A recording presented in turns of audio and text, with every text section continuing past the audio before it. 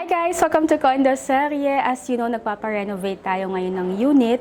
At kapag itong may mga ginagawa sa bahay, renovation, kalaban talaga natin dyan yung mga alikabok, yung mga dumi-dumi. So, sakto, meron akong recommend sa inyo. This is my newest na kasama dito sa Condo Serye. This is the Dream V12S Cordless Stick Vacuum. So, i-unbox lang muna natin siya. So, sa packaging pa lang, mukha na siyang premium. Pero, magugulat ka kasi afford mo to, yung presyo nito. Maganda yung stick na vacuum, yung cordless. Kasi kahit saang area ng bahay, especially ngayon na nagpaparenovate tayo, may mga tago-tago. Mamaya ipapakita ko sa inyo yan. Pero, i-unbox muna natin to. Pinakauna mong ma-unbox itong rod, sobrang secure. Kung makikita mo, individually naka-wrap, tapos sobrang secure ng placement. So, dito naman, guys, so ito na yung para sa floor. Color black para hindi na din dumihin. Napakadami talagang dumi dito. Napakaganda ng kulay, guys. So, it's more like parang space gray. So, combination ng space gray, tapos meron siyang black and silver. Medyo may timbang, pero bearable naman siya. Hindi siya sobrang bigat. So, ito naman yung charger niya. Hindi ko in-expect meron din palang ganito. So, ito naman mini. So, meron na siyang charge. And then, maganda dito, meron siyang screen para makakita mo kung ilan yung charging, ilan pa yung power capacity niya. So, right now, pag deliver sa'yo, nasa 40% pa siya. Ito naman yung attachment na merong brush. Kung gusto mo siyang i-mount sa wall, kung gusto mo meron talaga specific place, itong Dream cordless stick vacuum mo, pwede mo din siyang i-attach. Yung hook, ganyan, and yung screw. Last one, brush. Ayan, napakaganda. Okay guys, so ngayon naman, kahit medyo nanghihinayang ako kasi bago pa to, ayaw ko pa siya sanang makahigop ng mga dumi. Pero ite-testing na natin itong Dream cordless stick vacuum.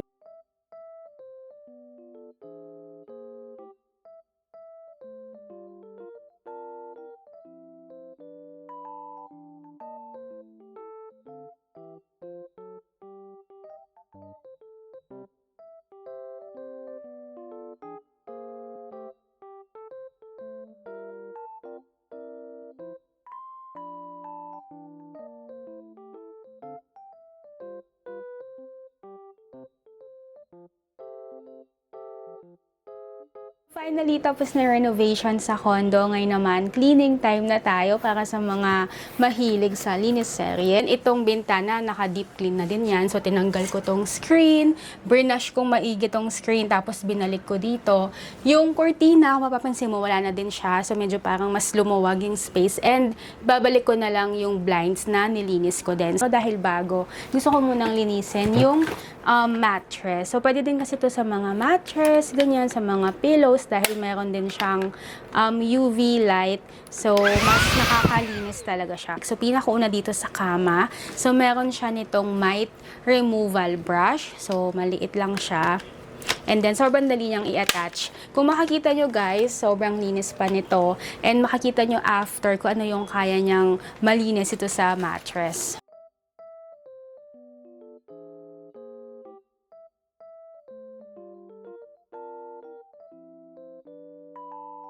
Yung mga paper na sinample ko kanina, yun lang yung nandito sa collector, sa cup niya ng dumi. So, wala pa malinis na malinis. Para i-let go yan, pipinutin mo lang ito. Ayun. And, ready to use ka na again. Siyempre, pag maglilinis ka, lagyan mo ng garbage bag or pang salo, ganyan. Magaan lang. Yan, kahit na parang malaki siya. Okay.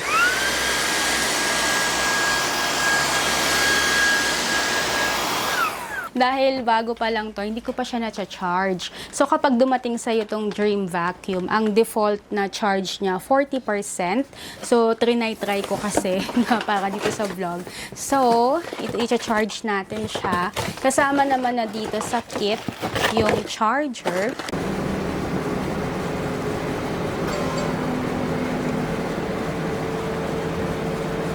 Habang hinihintay ko mag-charge yung vacuum, kabit na muna natin tong nilinis ko na blinds. So, ito, parang mga 1 year na din to dito. Ngayon ko lang siya nalinis. Hindi ko alam kung kayo ba naglilinis kayo ng blinds nyo, pero gusto ko kasi siyang malinis. Ano nga ba ito nakadikit?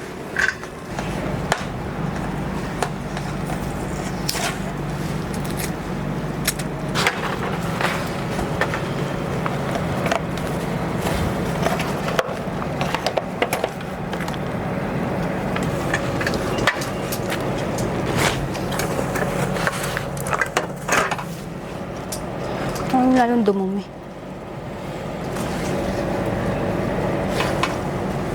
Parang lalong dumumi nung nilaban ko. After 30 minutes of charging, ayan na siya. So, it's 24%. Tatlo yung modes niya. Merong 1, 2, and 3. So, try ko muna ng 1. Ayan. So, ito mas mild lang siya. Alam mo, nakaka-impress. Kasi may mga na-try na din akong ibang mga cordless vacuum before.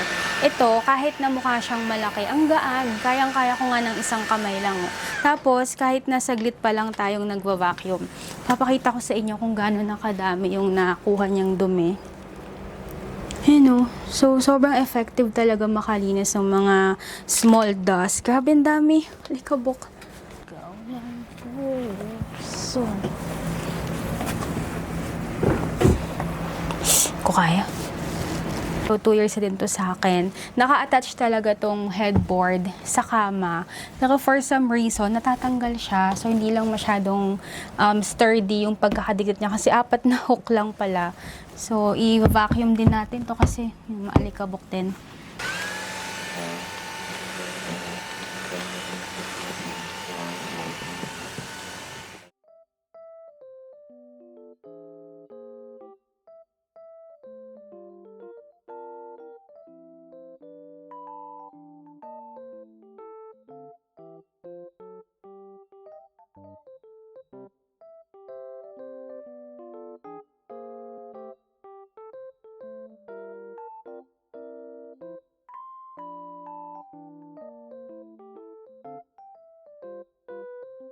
After cleaning the bed, ganito kadami ang nakolekta kong alikabok. Yan, mga mite, dust, mga galing dun sa renovation, buhok, strand, mga sinulid. Grabe, nakakagulat. Kama pa lang to So kung titignan mo, kala mo malinis yung kama, pero ganito pala siya kadumi. So sobrang powerful talaga itong vacuum. So, next area na lilinisin natin, itong beauty room / stock room. So, ito na yung naging tambakan ng mga gamit since the renovation. So, andyan lahat. Yung ibang gamit sa living room, iba sa kitchen, iba sa bedroom. Kung naalala nyo, yung mga nakakanood ng condo series before, dito yung grabe yung leak talaga. So, nirepair na din yan. So, ayan, wala na yung mga tuklap-tuklap dyan. And ito naman yung kailangan linisin. So, yan nga yung tinanggal from the previous sira. So, tinanggal yung mga tuklap, minasilya. So, linisin muna natin to.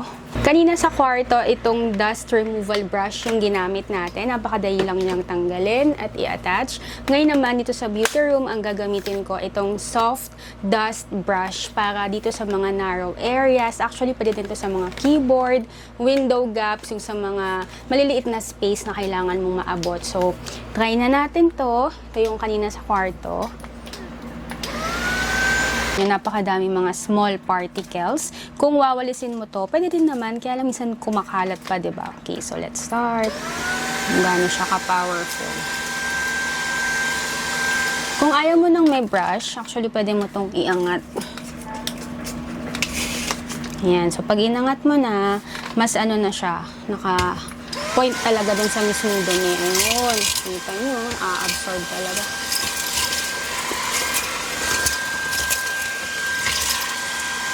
Nakolekta niya talaga lahat ng dumi. So may maliliit, may malalaki. Even yung malalaki, yung mga tipak-tipak na old paint, talagang sobrang powerful. Okay, so medyo overwhelmed lang ako dito. Grabe yung kalat. For 3 weeks, ito yung naging lagayan ng mga ibang gamit.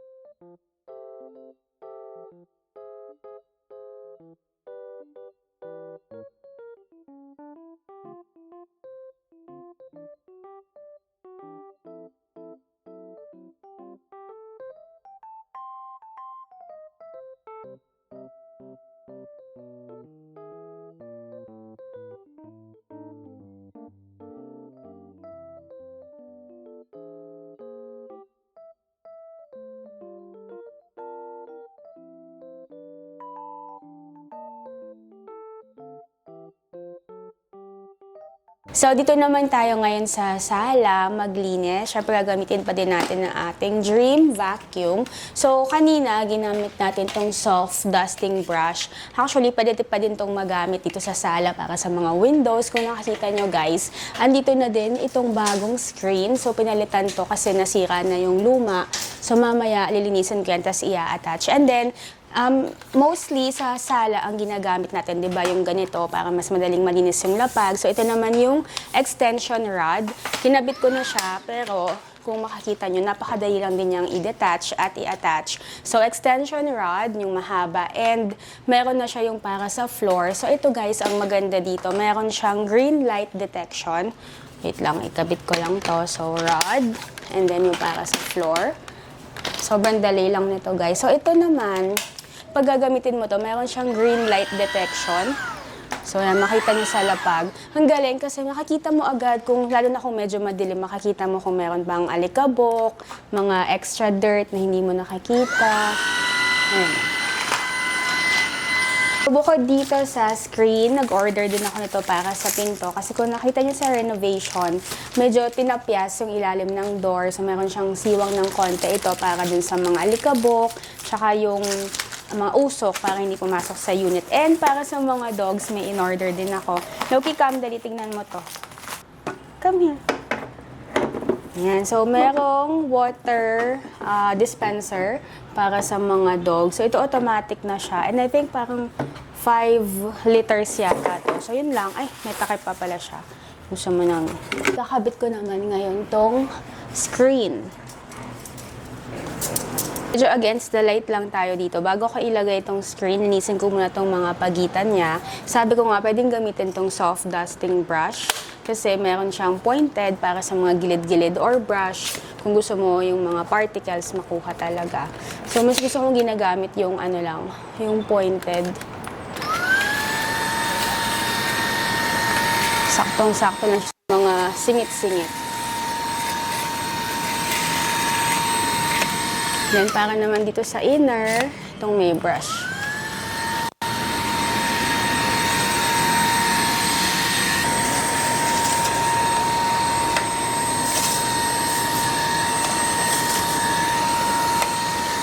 Ito kaya naman siyang ikabit ng DIY. Sabi nga nung owner, pabalikin ko daw yung mga workers, sila Kuya Bobby. Sabi ko, hindi na po, mukhang kaya naman.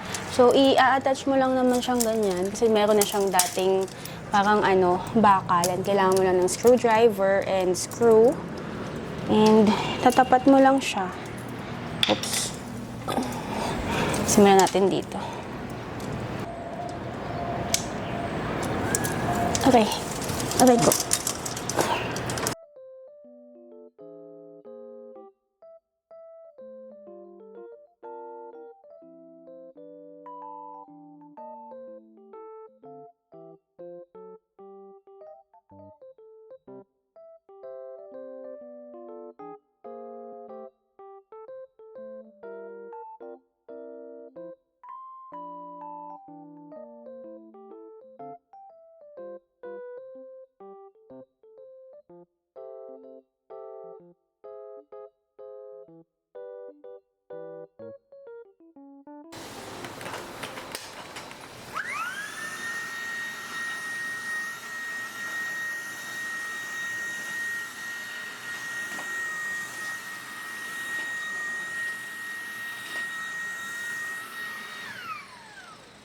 Finally, matatanggal na din tong cover ng TV after 3 weeks. So, ang ginamit kong pang-cover dito, itong couch. May gasgas ng aso dito. Ayan, so ang ginamit kong pang-cover, itong couch. Couch cover to actually. Ito yung pinakamalaki. So, ayan. Ayan na, welcome back sa TV. Hindi na damage.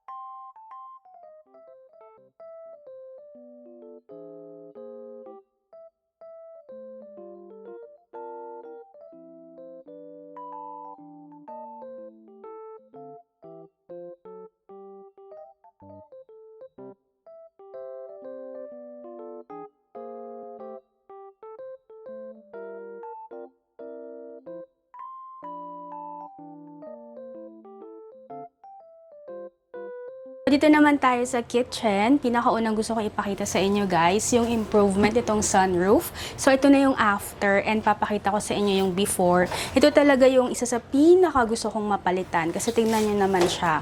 So ganyan na siya kadumi, sobrang yellowish, may mga marks na water stain, may mga dust marks and kung ano-anong mancha na ang pangit ng tignan. So sobrang ano na siya, madumi na tignan. So guys, tingnan nyo yung before ha. So ito yung before, nakalagay yan dyan sa ibabaw. And then, ito naman na yung after. Ayan. So, ito yung sunroof. Dito ako naglalaba, kaya makita nyo napakadaming hanger. Ito din, isa sa tip ko sa inyo, kung gusto nyo medyo less cluttered, tingnan yung bahay nyo. Mas okay kung isang kulay lang yung mga gamit. So, for me, lahat black colors lang yung mga hanger. Sample para sa mga places na matataasan, na kung medyo magka-height tayo, kailangan mo naman itong extension rod. So, madali lang siyang itanggalin. Kanina sa sala, ang ginamit natin itong roller brush. This time, ito namang mini brush yung gagamitin natin. So, actually, pwede mo siyang i-attach nang siya lang kung medyo malapit lang yung mga lilinisin mo. Pero kung medyo kisame, ganyan, sa ilalim, so ito pwede mo siyang gamitin and pwede ka na mag-start na yan. Yan. So, madali lang siyang gamitin guys. So, kahit isang kamay kaya.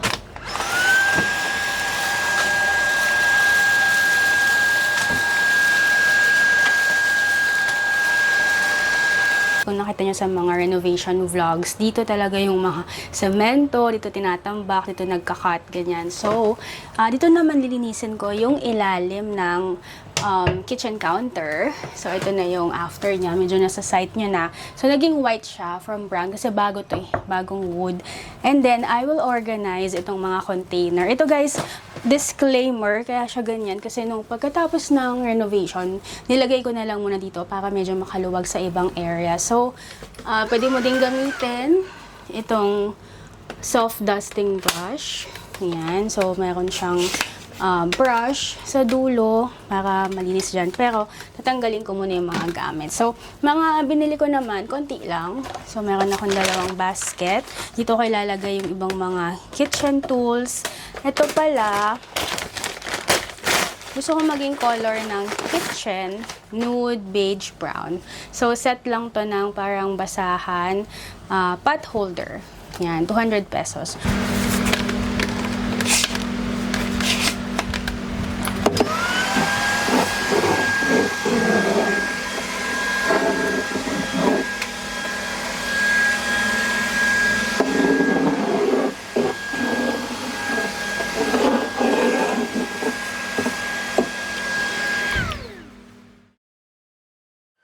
So, ito na itsura ng condo after ng renovation and after cleaning using Dream V12S cordless stick vacuum. Napansin ko parang mas lumuwag kasi umaliwalas, tsaka pumuti yung dingding, yung lapag.